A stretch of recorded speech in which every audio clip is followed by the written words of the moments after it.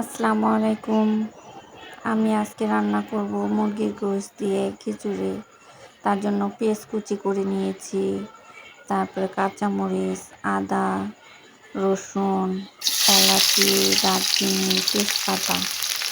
আমি এখন এগুলা সব দিয়ে পেস্টটাকে ভালো করে নাড়াচাড়া করব।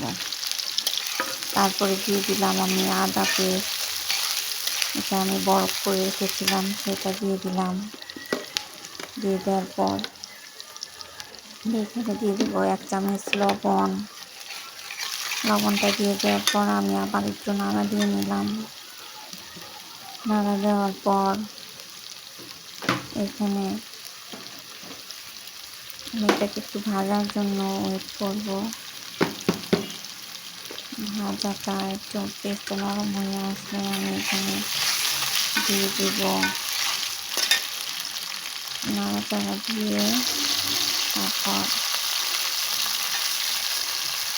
এখানে দিয়ে দেবো পানি। পানিটা দেওয়ার পর আমি এখানে দিয়ে দেবো হলুদের গুঁড়া, তারপর মরিচের গুঁড়া, তারপর দিয়ে দেবো সোয়াদের গুঁড়া। এটা দিয়ে আমি ভালো করে নাড়াচাড়া করে কষিয়ে নেব। ভালো করে কষানোর পর আমি এখানে দিয়ে দেবো এলাচি, দারচিনি,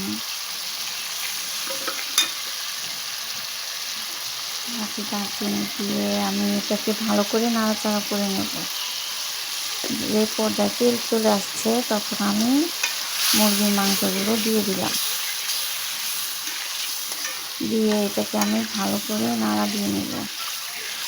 যেহেতু আমি মুরগির মাংসের খিচুড়িটা রান্না করব, আমি মুরগির মাংসটা ভালো করে কষিয়ে এক পর্যায়ে তেল চলে আসলে আমি এখানে দিয়ে দিব চাল।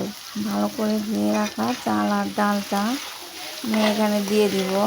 দিয়ে দেওয়ার পর ভালো করে নাড়াচাড়া দিব। ভালো করে আমি চালটাকেও কষিয়ে নেব। ভালো করে কষানোর পর তারপরে এখানে আমি অনেক ভালো করে কষানোর পর আমি এখানে চাল আর ডালটাকে খুব ভালো করে কষিয়ে নেব। চালটা ভালো করে কষালে খিচুড়িটা ভালো হয়, ঝরঝরা হয়, দেখতে সুন্দর হয়। তারপর আমি পর্যায়ে দিয়ে দেবো পানি। পানিটা দিয়ে দেওয়ার পর এখানে আমি